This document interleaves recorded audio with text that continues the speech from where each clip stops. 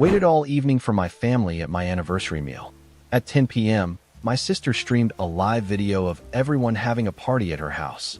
I just pulled my joint equity from her business.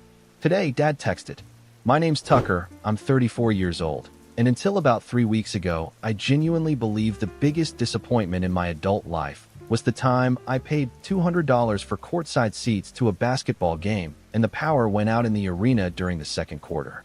That was annoying.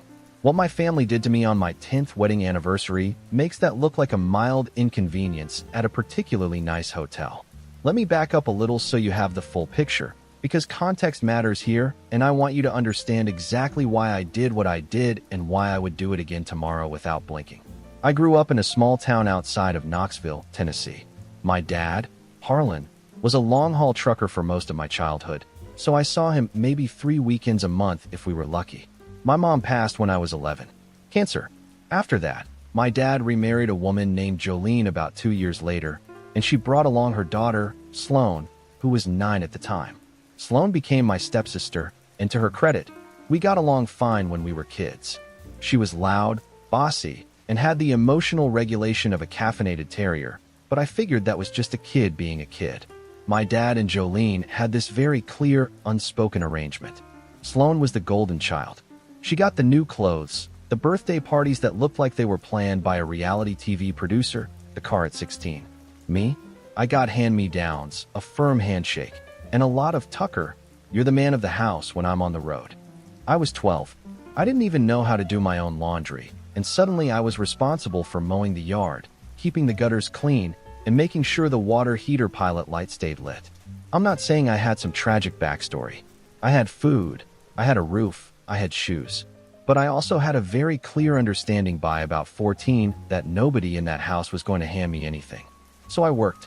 I mowed lawns, I stocked shelves at the grocery store, I detailed cars on weekends.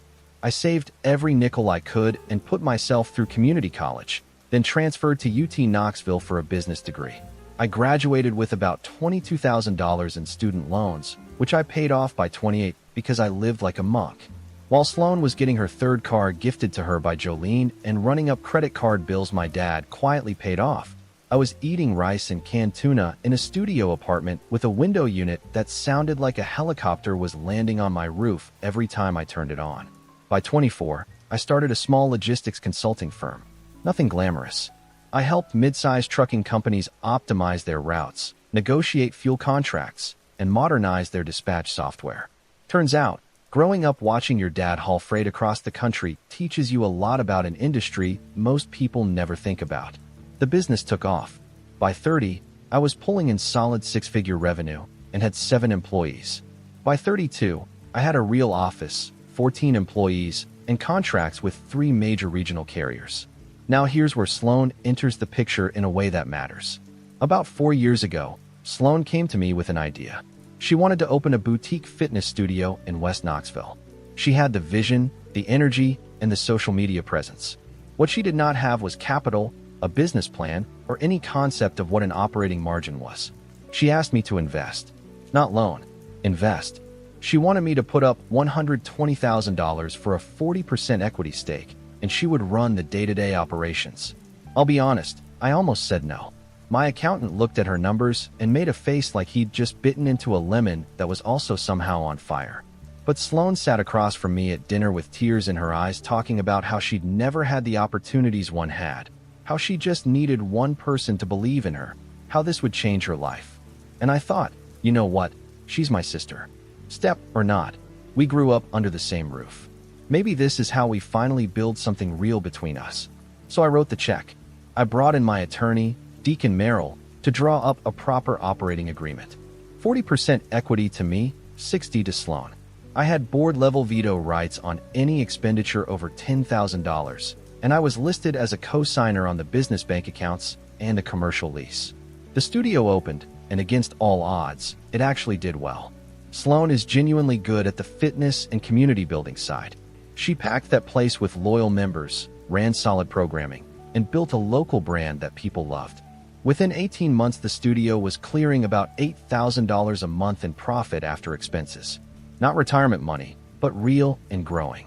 Meanwhile, I met my wife, Emmeline, M is a pediatric occupational therapist, and she is the kind of woman who makes you want to be a better person just by being in the same room as her.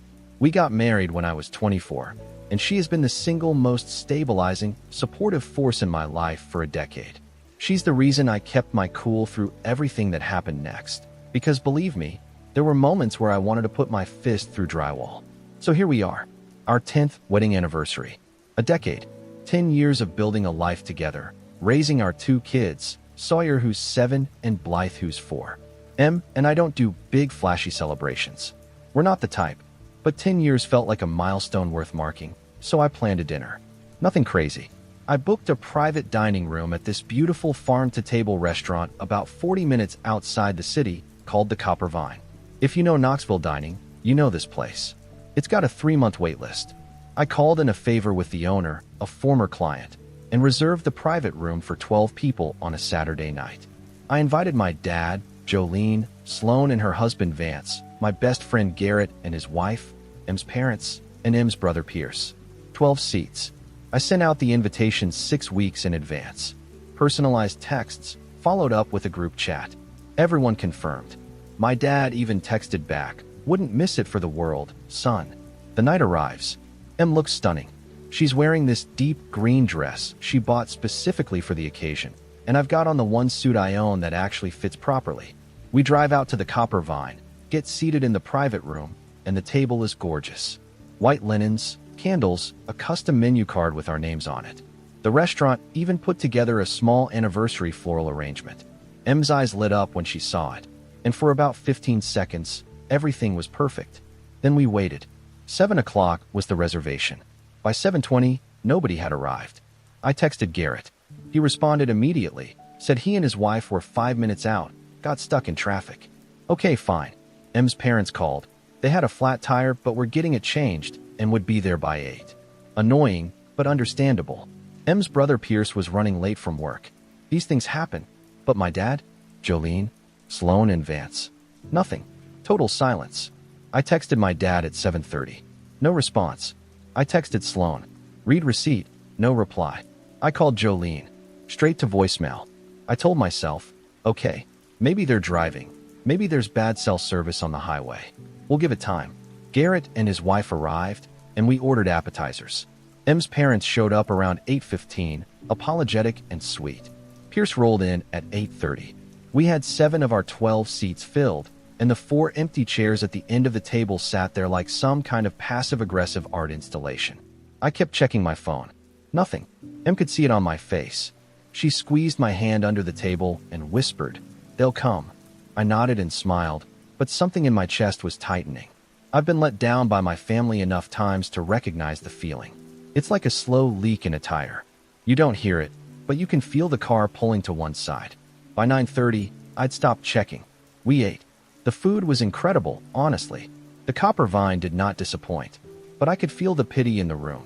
Garrett kept cracking jokes to fill the silence. Em's mom kept touching my arm. Everyone knew. The whole table knew that my family had just simply decided not to show up to my 10th wedding anniversary dinner without so much as a courtesy text. At 10 o'clock, Em's brother Pierce cleared his throat and said, "Hey Tucker, have you seen Sloan's Instagram?"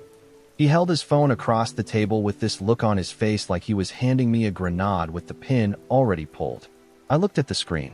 Sloan was live streaming from her house. The camera was shaking as she panned across her living room, and there they were.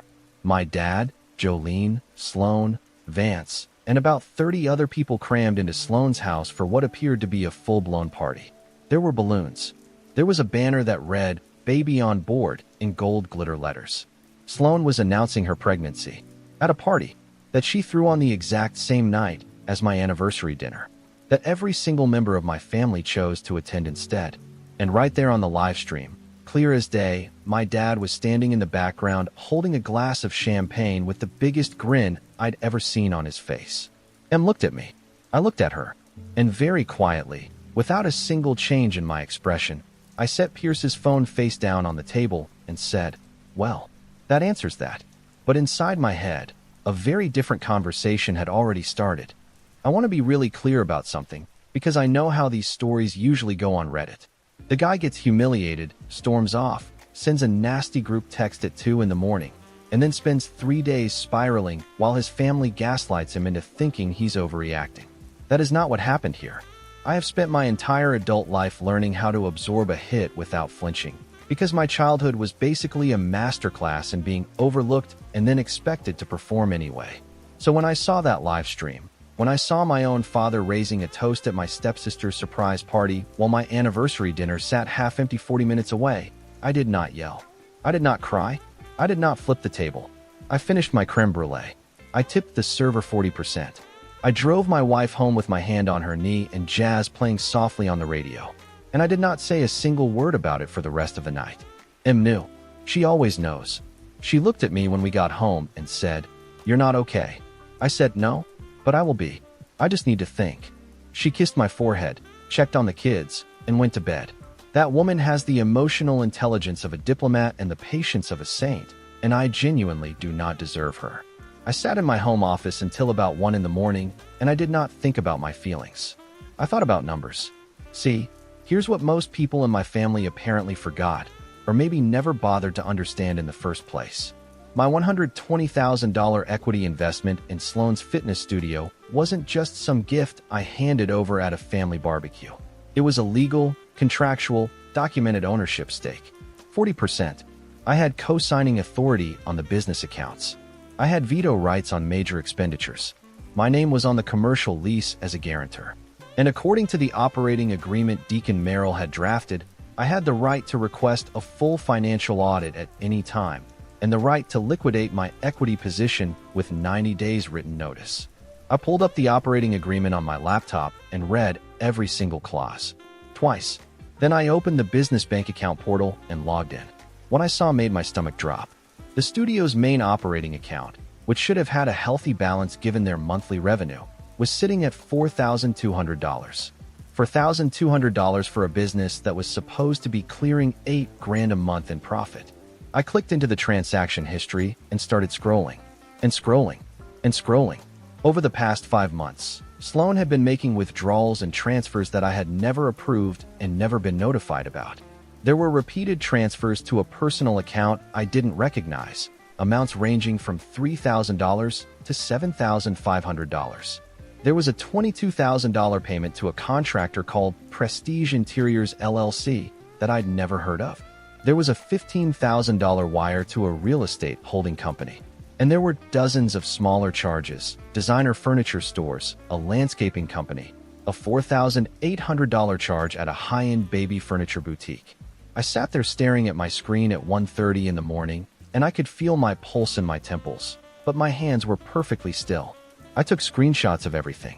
Every transaction, every transfer, every charge. I exported the full account history as a PDF and saved it to a secure folder on my drive. Then I checked the business credit card that had been opened under the studio's EIN. The balance was $38,000. $38,000 on a credit card that I was personally guaranteeing through my co-sign on the business accounts. Sloan had been siphoning money out of the business for months, funding what appeared to be a complete renovation of her house, preparation for her baby, and transfers to accounts I couldn't identify. She'd done all of this without a single board notification, without a single email to me, without even a passing mention over family dinner. She just took the money and assumed I'd never look. The next morning, I called Garrett. Not because I needed emotional support, though Garrett is the kind of friend who'd help you bury a body and then drive you to brunch afterward.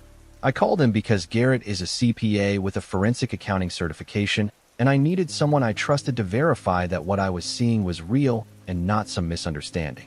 Garrett came over that afternoon. I spread the bank statements across my kitchen table like a crime scene, and he went through them line by line. After about 45 minutes, he looked up at me over his reading glasses and said, "Tucker, this isn't sloppy bookkeeping. This is structured. She's been pulling cash through shell charges and contractor payments that don't correspond to any actual work on the studio. Prestige Interiors LLC doesn't even have a functioning website. This is embezzlement." I let that word hang in the air for a second. Embezzlement. My stepsister had been embezzling from a business I co-owned, a business I funded, a business that existed because I wrote a 6-figure check and trusted her. I should mention that during all of this, my phone had been blowing up. Not from the night before. Not from anyone apologizing for missing my anniversary dinner. No. Sloan had texted me at 11 that morning with a photo of her ultrasound and the message, "We're having a baby." So excited. Can you believe it? No mention of the dinner.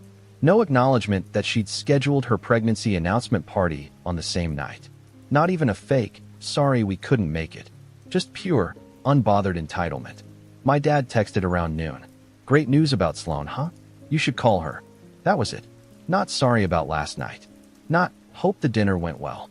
Just a redirect back to Sloan, because in my family, every road leads back to Sloan. I did not respond to either text. I did not call. I did not send a passive-aggressive message or a wounded voicemail. I went completely silent, and I want you to understand that this was deliberate. Every second of silence was tactical. I needed them to think everything was fine. I needed Sloan to believe I was just busy, just distracted, just being quiet old reliable Tucker who never makes waves and always shows up with his checkbook when it matters. Because here's the thing about people who take advantage of you for years. They develop a pattern, and that pattern depends entirely on you being predictable. They count on you being the guy who swallows his pride, who keeps the peace, who never checks the bank statements because family shouldn't have to audit each other. The moment you break that pattern, their entire structure collapses. But you can't telegraph it. You have to let them lean all the way into their confidence before you pull the chair out. Over the next 3 days, I moved like I was planning a military operation. Monday morning, I called Deacon Merrill and scheduled a meeting for Tuesday. I asked Garrett to put together a preliminary forensic report on the studio's financials. I contacted my own accountant and had him run a liability analysis on every document my name was attached to through the business, the lease, the credit accounts, the EIN filings, everything. On Tuesday, I sat in Deacon's office with a folder that was about 2 inches thick. He reviewed the operating agreement, the bank records, and Garrett's preliminary findings. He was quiet for a long time. Then he looked at me and said, "You have a very clean case for breach of fiduciary duty, unauthorized distributions, and depending on what Prestige Interiors turns out to be, potential fraud. What do you want to do?" I said, "I want to exercise my equity liquidation clause. I want a full independent audit. And I want my name off every financial instrument connected to that studio within 60 days. Deacon nodded slowly and said, "That's going to detonate her business." I looked him straight in the eye and said, "She detonated it herself 5 months ago. I'm just turning on the lights." That evening, I went home, played with Sawyer and Blythe in the backyard, helped him make dinner, and read bedtime stories like nothing in the world was wrong. And when Sloan texted me that night asking if I could swing by the studio this weekend to look at some expansion ideas, I replied with a single thumbs-up emoji. Let her think everything was normal. Let her keep spending. Let her keep pulling cash out of a business that was about to get turned inside out by a forensic audit. Because what I found next made the bank account withdrawals look like a warm-up act. The following week was one of the most surreal experiences of my life. And I've sat through a 2-hour HOA meeting where a man argued that his inflatable Santa constituted protected religious expression, so my bar for surreal is pretty high. On the surface, everything looked completely normal. I went to work. I answered emails. I attended a networking lunch with a potential new client. I picked up Blythe from preschool on Wednesday and took her for ice cream. I even responded to the family group chat when Jolene posted photos from Sloan's baby announcement party, the one that had taken place on my anniversary night. I replied with a simple congratulations and a smiley face. Cool, calm, no friction. To anyone watching from the outside, Tucker was doing what Tucker always does, absorbing, adjusting, moving on. Behind the scenes, I was building a case that would make a federal prosecutor weep with joy. Garrett finished his forensic report on Thursday, and we sat down at my office conference table to go through it. I'm going to give you the highlights because the full picture is genuinely staggering. First, Prestige Interiors LLC. The contractor that Sloan had paid $22,000 to for supposed studio renovation work. Garrett traced the LLC's registration and discovered it had been formed exactly 11 days before the first payment was made. The registered agent was Vance's cousin, a guy named Tully Briggs.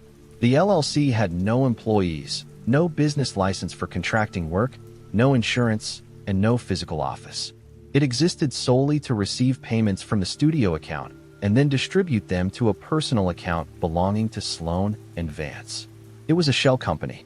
My stepsister had created a fake contractor to invoice her own business and funnel my investment capital into her personal finances. Second, the real estate holding company that received the $15,000 wire. That turned out to be connected to a down payment on a rental property that Sloan and Vance were purchasing about 20 minutes outside of town. A rental property they were buying with money pulled directly from a business I had a 40% ownership stake in. Money I had never authorized to be spent, distributed, or invested in anything outside the studio's operating scope. Third, and this is the one that really tightened my jaw, Garrett found a pattern of microtransfers from the business account to a savings account that Sloan had opened at a different bank. Over the past 14 months, she had moved just over $67,000 in small increments, always under $5,000 per transfer, clearly designed to stay below any threshold that might trigger an automatic alert. $67,000. That's more than half of what I originally invested, quietly drained out the back door while I was busy running my own company and trusting my stepsister to run hers honestly. When Garrett finished his summary, he closed his laptop and said, "Tucker, the total misappropriated funds, including the shell company payments, the real estate wire, the personal spending, and the microtransfers, comes to approximately $147,000. That's functionally your entire initial investment, plus a significant chunk of the studio's earned revenue." I sat with that number for a long time. $147,000. I'd given Sloan $120,000 in good faith, and she'd not only burned through every cent of it for personal gain, she'd kept going and eaten into the profits that my equity entitled me to share. She hadn't just stolen from a business partner. She'd stolen from her brother, the same brother who sat across from her at dinner 4 years ago and said, "I believe in you."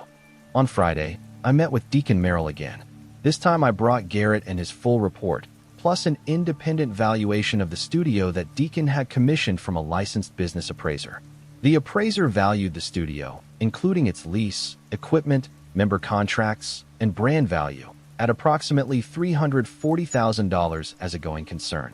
My 40% stake was worth about $136,000 on paper, but factoring in the misappropriated funds, Sloan owed me considerably more than my equity was worth. Deacon laid out my options like a surgeon laying out instruments on a tray. Option 1. I could file a civil lawsuit for breach of fiduciary duty, fraud, and conversion of business assets. This would be public, expensive, and take over a year. Option 2. I could exercise my contractual right to demand equity liquidation under the operating agreement, which required Sloan to buy out my 40% stake at fair market value within 90 days or face involuntary dissolution of the business. Option 3. I could report the shell company payments to the IRS as potential tax fraud, which would trigger an audit not just of the business, but of Sloan and Vance's personal filings. I chose all three. Simultaneously, Deacon raised an eyebrow but didn't argue. He drafted a formal demand letter for equity liquidation. He prepared a civil complaint, and he filed an IRS whistleblower report with Garrett's forensic documentation attached. We set everything to trigger on the same day, 3 weeks out. I wanted it coordinated. I wanted Sloan to wake up one morning and find out that her cozy little world of stolen money and ignored obligations had caught fire from every direction at once. In the meantime, I had to keep playing the part. And honestly, the acting job I did over those 3 weeks deserves some kind of award. I showed up to Sunday dinner at my dad's house.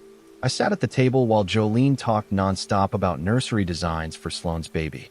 I listened while my dad told a story about how proud he was that Sloan was really making something of herself with that studio.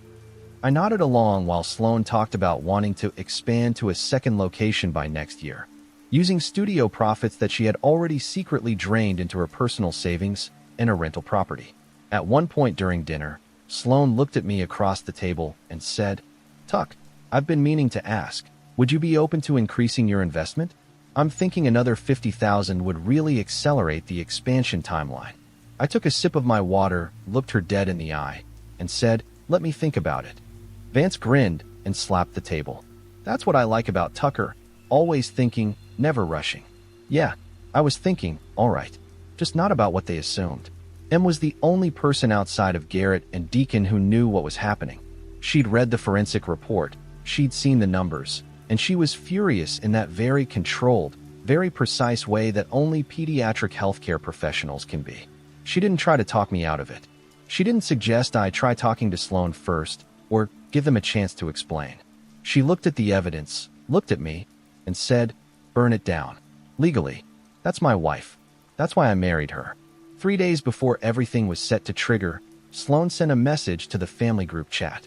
It was a photo of her new nursery, freshly renovated, gleaming white furniture, custom wallpaper with little woodland animals, a hand-painted mural of a forest on one wall. The caption said, "Baby's room is finally done. Thank you to everyone who helped make this dream come true." I stared at that photo for a solid minute.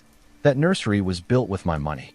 The furniture, the renovation, the wallpaper, all of it funded by unauthorized withdrawals from a business I co-owned. She was literally decorating her house with stolen funds and posting about it like it was a lifestyle blog. I liked the photo. I typed, "Looks beautiful," and hit send. 2 days later, Sloan posted on the studio's Instagram account. It was a photo of her standing in front of the studio entrance, hand on her belly, smiling wide. The caption read, "For years of blood, sweat, and tears, and this place is thriving more than ever. So grateful for this journey and the family that made it possible." Next stop, location number 2. The comments were full of heart emojis and congratulations. One of them was from Jolene, who wrote, "So proud of my girl. You built this from nothing." From nothing. $120,000 of my money was nothing. I screenshot that post, emailed it to Deacon, and said, "Add it to the file." The trigger date was set for a Monday. Deacon would deliver the demand letter and civil complaint to Sloan via process server at the studio. Simultaneously, the IRS whistleblower filing would be active, and I would personally visit the bank to remove my name from all co-signed accounts and revoke my guarantee on the commercial lease. On Sunday night, the night before everything dropped, Sloan sent me a text. Just me, not the group chat. It said, "Hey Tuck, just wanted to say thanks for always being in my corner. You're the best big brother a girl could ask for. Love you." I read it. I set my phone on the nightstand. I turned off the lamp, and I slept better than I had in months. Monday morning, I was in my car by 7:45 with a coffee that I didn't even taste because my brain was running at about 1,000 miles an hour, even though my body was perfectly calm. M kissed me at the door and whispered, "Go handle your business." Sawyer waved at me from the breakfast table with a mouth full of cereal and said, "Bye, Daddy. Have a good day." Blythe was still asleep. I sat in my driveway for about 30 seconds, took one long breath, and pulled out. My first stop was the bank. I walked into the branch where the studio's business accounts were held, sat down with the branch manager, a woman named Rosalind who I'd worked with for years through my own company, and explained that I needed to formally remove my name from all co-signed accounts associated with the studio's EAN. I had the operating agreement, my identification, and a notarized letter from Deacon authorizing the action. Rosalind processed the paperwork, and within 40 minutes my name was no longer attached to the business checking account, the business savings account, or the business credit card. That credit card, by the way, still had a $38,000 balance. A balance that, as of 40 minutes ago, Sloan was now solely responsible for. When I walked out of that bank, I felt about 15 pounds lighter. At 9:15, Deacon's process server arrived at the studio. I know this because Deacon texted me a confirmation. The server walked in during Sloan's morning class, waited until she was between sets, and handed her the envelope. 2 documents inside. The first was a formal demand for equity liquidation under Section 7.3 of the operating agreement, requiring her to buy out my 40% stake at the independently appraised fair market value of $136,000 within 90 days, or the business would be subject to involuntary dissolution. The second was the civil complaint alleging breach of fiduciary duty, fraud, unauthorized distribution of business assets, and conversion of funds totaling $147,000. I didn't hear from Sloan immediately, which I expected. She probably needed a minute to process the fact that an envelope delivered during a spin class had just rearranged her entire financial future. At 10:30, I called the commercial leasing company that held the studio's retail space lease. I'd been listed as a personal guarantor on the 5-year lease when the studio opened, which meant that if Sloan defaulted on rent, they could come after me. I informed them, via Deacon's office, that I was revoking my personal guarantee effective immediately, as permitted under the guarantee's termination clause tied to ownership changes. The leasing company acknowledged receipt and noted that they would need to reassess the lease terms with Sloan as the sole remaining guarantor. Given that the lease was $6,200 a month and Sloan's personal credit score was, to put it diplomatically, not great, this was going to be a very uncomfortable conversation for her. At noon, Garrett confirmed that the IRS whistleblower filing was active. The filing included his full forensic report documenting the shell company payments to Prestige Interiors LLC, the unreported income transfers, and the suspicious microtransfer pattern designed to avoid detection. This wasn't something that would produce immediate fireworks. The IRS moves at the speed of a glacier with a bureaucracy problem, but it meant that within the next few months, Sloan, Vance, and probably Tully Briggs and his Phantom LLC were all going to receive very official-looking letters from the federal government asking very pointed questions about their tax returns. I sat in my office at 1 o'clock, ate a sandwich at my desk, and reviewed a new client proposal like it was any other Monday. My phone had been silent from Sloan's side for almost 4 hours, and I could almost feel the pressure building like a weather system gathering strength offshore. At 2:17, my phone rang. It was Sloan. I let it go to voicemail. She called again. I let it ring. Third call, I declined it. Then the text started. Tucker, what is this? Call me right now. This is insane. You can't do this. Tucker, I'm literally shaking. What is happening? I did not respond. I turned my phone face down on my desk and opened a spreadsheet. At 3 o'clock, my dad called. I answered this one because I wanted to hear exactly how the family narrative was being constructed in real time. Tucker, what in the hell is going on? Sloan just called me sobbing saying you're trying to destroy her business. I kept my voice level. I exercised my contractual rights under the operating agreement, Dad. It's a legal matter now. Legal matter? She's your sister, Tucker. She's my business partner who misappropriated $147,000 from a company I co-own. She created a shell company to funnel business funds into her personal accounts. She used my investment to renovate her house and put a down payment on a rental property. None of it was authorized, none of it was disclosed, and none of it was legal. There was a long pause. I could hear Jolene in the background saying something I couldn't quite make out, but her tone was shrill enough to peel paint. That can't be right, my dad said, but his voice had shifted. He didn't sound confident anymore. He sounded like a man who was starting to suspect that the daughter he'd been blindly championing for 20 years might have actually done something very, very stupid. I have a forensic accountant's report, bank records, and LLC registration documents that say otherwise. I have screenshots, transaction histories, and a business appraiser's independent valuation. This isn't an accusation, Dad. It's documentation. More background noise. Jolene was getting louder. My dad said, Tucker, can you just, I don't know, can you come over tonight so we can talk about this like a family? No. My attorney will be handling all further communication regarding the business. If Sloan wants to resolve this, she can have her lawyer contact Deacon Merrill. Tucker, come on, son. Don't do this. She's pregnant. I'm aware. She announced it at a party she threw on the same night as my 10th wedding anniversary dinner, which every member of this family chose to skip without so much as a text. So I'm not really in the mood to discuss family loyalty right now.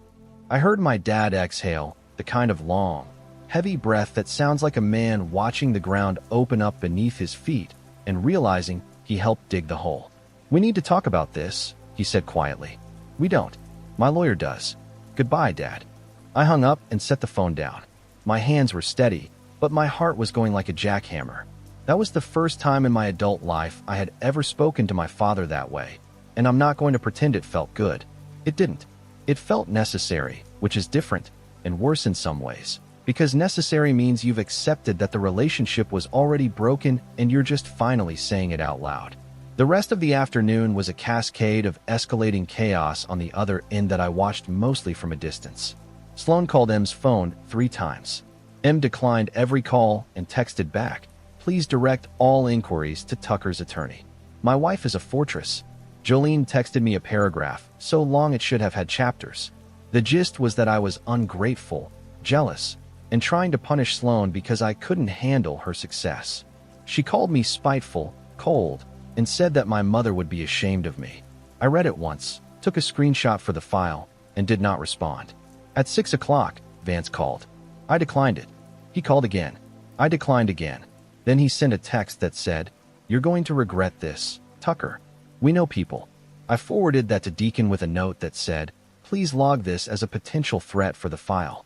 Deacon responded with a thumbs up and a note that said, "These people are not sending their best." That night, I sat on the floor of Blythe's room while she showed me every single stuffed animal she owned and explained their names, their personalities, and which ones were allowed to sit on the bed versus which ones had to live on the shelf.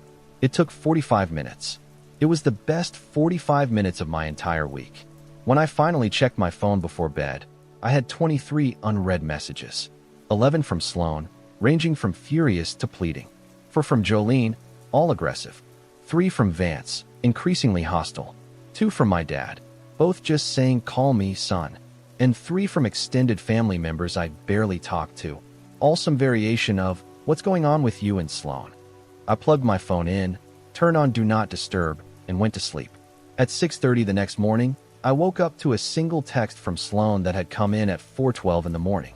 It read, "The bank just froze the business credit card. They said you removed your guarantee. Tucker, I can't make payroll this week. I have employees. People depend on this studio. How could you do this to me?" And there it was. The first domino, falling right on schedule. The next 72 hours were what I can only describe as watching a controlled demolition from a safe distance while the people inside the building kept insisting the walls were fine. Sloan's immediate crisis was the payroll issue. Without my guarantee on the business credit card, the bank had flagged the account for review and temporarily frozen it pending reassessment of the sole account holder's creditworthiness. Sloan's personal credit was carrying the weight of a car payment, a mortgage, the new rental property, and what I now knew was about $67,000 in quietly accumulated personal debt funded by studio embezzlement. She didn't qualify to hold that credit line alone, and the bank made that clear within 48 hours. Her next move was predictable. She went to my dad. Harlan had never been a wealthy man. He'd worked hard his entire life, but long-haul trucking doesn't build dynasties. He had his pension, a small savings account, and equity in the house he shared with Jolene. According to what Garrett later pieced together, Sloan asked my dad to co-sign a new business credit line to keep the studio operational. My dad, bless his heart, actually went to the bank with her, and the bank took one look at the studio's financial statements, which now showed unexplained withdrawals, a pending civil lawsuit, and an active IRS inquiry, and politely declined. They didn't just decline. They flagged the account for further review. Sloan was hemorrhaging. The commercial landlord had already reached out to inform her that without my personal guarantee on the lease, they were requiring a new guarantor or a significantly larger security deposit within 30 days, or they'd begin default proceedings. She didn't have the cash for a larger deposit because she'd already spent it on nursery wallpaper and a rental property financed with other people's money. On Wednesday, 5 days after the initial filings, Sloan showed up at my office. She didn't call ahead. She just walked in past my receptionist, who later told me Sloan looked like she hadn't slept in 3 days, and planted herself in the chair across from my desk. She didn't yell. I'll give her that. She sat there for a second, and then she said, "Tucker, please, I'm begging you. Can we just talk?" I leaned back in my chair and said, "Okay, talk." And then she did the thing that people who've been caught always do. She tried to reframe the entire situation. She said the money she'd moved wasn't stolen. It was an advance on future profits. She said Prestige Interiors was a real company that had done consulting work on the studio's expansion plans. She said the microtransfers were just her setting aside operating reserves in a separate account for tax purposes. Every sentence was a creative reimagining of what the bank records clearly showed, and she delivered it all with this earnest, wide-eyed intensity like she genuinely expected me to buy it. When she finished, I said, "Sloan, I have a forensic accountant's report that traces every dollar.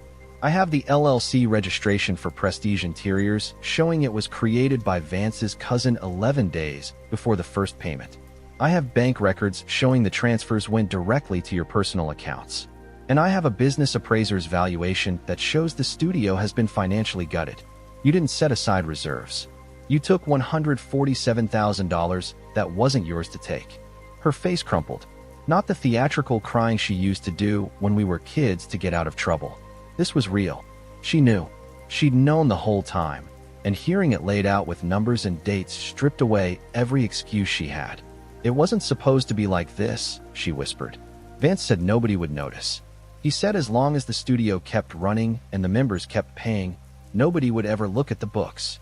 And there it was, the quiet confession. Vance had been the architect, and Sloan had been the willing participant. They'd assumed that because I was busy, because I trusted them, because I never audited the accounts, they could treat my investment like a personal piggy bank indefinitely. "I'll pay it back," she said. "Every cent. Just please drop the lawsuit. Please don't let the IRS thing go through. Tucker, I'm having a baby. You can't do this to me right now." I sat with that for a moment. Then I said, "Sloan, do you remember my anniversary dinner? 10 years. I booked a private room. I invited the whole family, and every single one of you chose to go to your party instead. Nobody called. Nobody texted. Nobody apologized. You sent me an ultrasound photo the next morning like nothing happened. Do you understand what that told me?" She didn't answer. "It told me that I have never been a priority to this family. Not once. I was the reliable one, the quiet one, the one who writes checks and shows up and never complains. And the one time I planned something that mattered to me, you didn't even bother to make an excuse. You just didn't come. And then you stole from me on top of it." The room was very quiet. Sloan wiped her eyes and said, "I didn't think the dinner was that big a deal. And I think that one sentence told me everything I needed to know about where I stood in my family's hierarchy. My 10th wedding anniversary wasn't that big a deal. My marriage, my decade with Em, my milestone, it was background noise compared to Sloan's pregnancy announcement. "I need you to leave my office," I said. "Have your attorney contact Deacon. We can discuss buyout terms through proper channels." She stood up, and for a second I thought she was going to say something else. But she just looked at me with this expression that was half grief and half the dawning realization that the safety net she'd been abusing for years had just been cut away, and she walked out without another word. Over the following weeks, the situation played out exactly as Deacon predicted. Sloan couldn't come up with $136,000 to buy out my equity within the 90-day window. She couldn't secure a new lease guarantor. The landlord initiated default proceedings. And without access to the credit line or my financial backing, the studio's operations started to buckle. She had to cancel her expansion plans. She had to let go of 2 part-time instructors. Her social media went dark. The IRS inquiry moved slowly, as expected, but it moved. Sloan and Vance received formal notification that their personal tax returns for the past 2 years were under review. Tully Briggs and Prestige Interiors LLC received a separate inquiry. The rental property they'd purchased with studio funds became a liability when it turned out Vance had listed it under the studio's EIN for tax deduction purposes, a move that was either breathtakingly bold or catastrophically stupid, depending on your perspective. My dad called me once more during this period. It wasn't angry. It wasn't demanding. He sounded tired. He said, "I didn't know she was taking money from you, Tucker. I swear I didn't know." I said, "I believe you, Dad. But you knew she threw a party on my anniversary night. You knew, and you chose to go. And you never apologized." There was a long silence. Then he said, "You're right. I should have been there. I should have told her to pick a different night.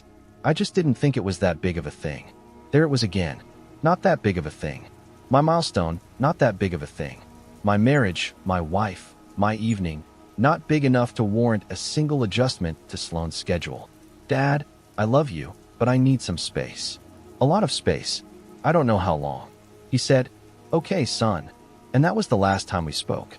Here's where things stand now, 3 months later. The studio is still open, barely. Sloan found a new investor, some friend of Vance's from his college days, who put in enough to keep the lights on, but the terms are apparently brutal, and she lost majority control. The civil case is moving through mediation. My attorney is confident we'll reach a settlement that recovers most, if not all, of the misappropriated funds, likely through a structured payment plan and a lien on the rental property. The IRS situation is ongoing, and I have no visibility into it beyond the fact that it's happening. Jolene still sends me aggressive texts every couple of weeks. I have her muted. Vance tried to show up at my house once, and then met him at the door and told him if he set foot on our property again, she'd call the police. He left. He has not returned. Sloan sent me a letter, handwritten, about a month ago. It was 3 pages long. I read it. It was mostly blaming Vance, partly apologizing, and partly asking me to reconsider the lawsuit for the sake of the baby. I did not respond. Garrett told me the other day that I handled this whole thing like a stone-cold professional, and I appreciate that. But the truth is, it doesn't feel cold. It feels like grief. I lost a sister. I lost a father. I lost the idea that maybe, someday, they'd see me as someone worth showing up for. And that loss is real, and it sits in my chest like a dull weight that doesn't go away just because the legal strategy worked. But here's what I kept. I kept my wife, who is still the best person I know. I kept my kids, who are healthy, hilarious, and completely unaware of any of this. I kept my business, which just landed its biggest contract to date. I kept my integrity, my finances, and my sanity. And I kept the one thing my family never gave me credit for having, self-respect. This morning, my dad sent me a text. For words, "Happy Father's Day, Tucker." First contact in almost 2 months. I stared at it for a while. I didn't respond, but I didn't delete it either. I don't know what that means yet. Maybe nothing. Maybe something. But for the first time in 34 years, the next move is mine, and nobody gets to decide for me what's not that big of a deal. Em walked in while I was still looking at the text. She glanced at my phone, looked at me, and said, "You good?" I put the phone down, picked up Life, and said, "Yeah, I'm good." And I meant it.